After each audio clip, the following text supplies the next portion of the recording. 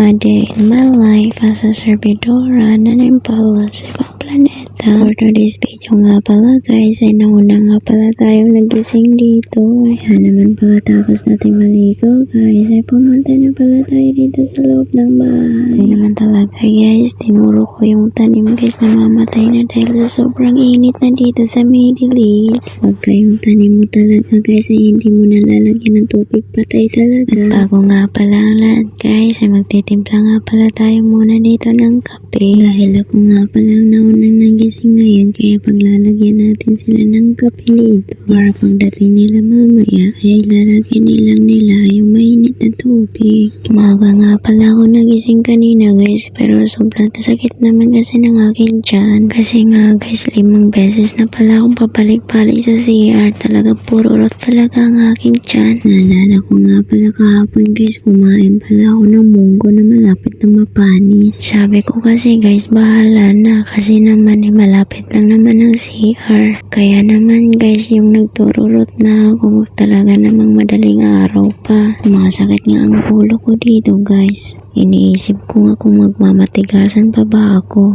Kasi hindi ko talaga siya nire-replyan sa kanyang mga message sa akin. Tingnan mo nga guys, kinakausap ko na nga din ang aking sarili. Minsan kasi guys, napapagod na rin kasi talaga aking utak. Hindi na nga pala ako magtatrama dito kasi mag-ayos nga pala ako ng mga gamit para sa trabaho mamaya. Dito nga guys, ay tinitingnan ko pala yung mga request ng amo. Ano ba yan? May pakamot-kamot ka pang nalalaman dyan.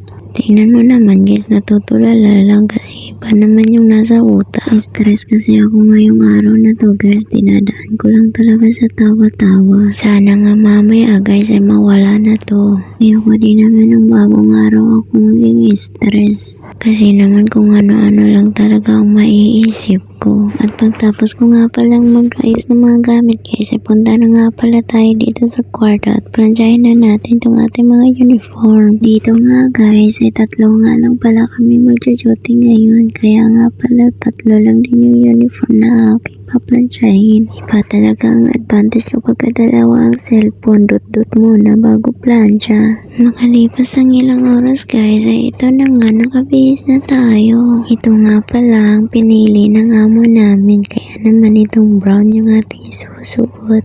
Itong brown din kasi ay akma kasi sa request ng mga amo. At ayun na nga guys, nandito nga pala kami sa bahay. Kahit alas 5 na pala ng hapon guys, tirik na tirik pa rin kasi yung araw. Grabe na talaga guys, sobrang init na talaga ng panahon dito. Nanggalan pa nga lang kami kasi naghintay pa kami sa aming order dito sa Maybig. At pagdating na nga dito guys, ay nag-aayos na kami, tapos na. At syempre guys, pagtapos ng lahat ay pusing-pusing muna dito sa camera. Alas 8 na nga pala kami nag-start dito guys, kaya naman marami pa kaming nagagawa dyan. Sabi nga namin, hanapin namin yung kusina para magtimpla kami ng kape. Hindi pala ito bahay guys, isa pala tong resort dito guys, kaya naman walang masyadong mga gamit. Wala nga din pala kaming lamesa dito guys, kaya dito kami sa loob ng kwarto pinapapwesto ng amo. Dito kasi sa loob ng kwarto guys ay merong isang lamesa na may salamin at may kama. Okay lang guys kasi meron din naman kami mapaglapagan ng mga gamit namin dito. Sabi ko nga sa kasama ko,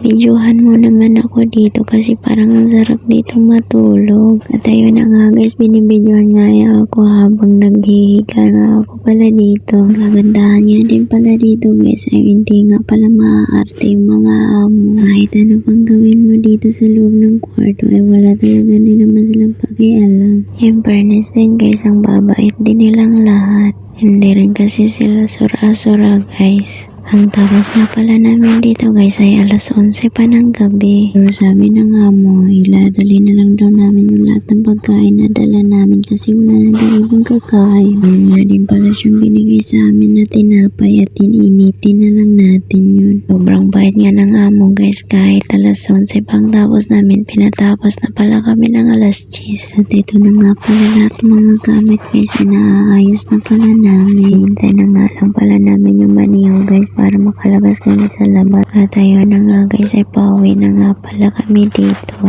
Hanggang dito na lang. Thank you for watching.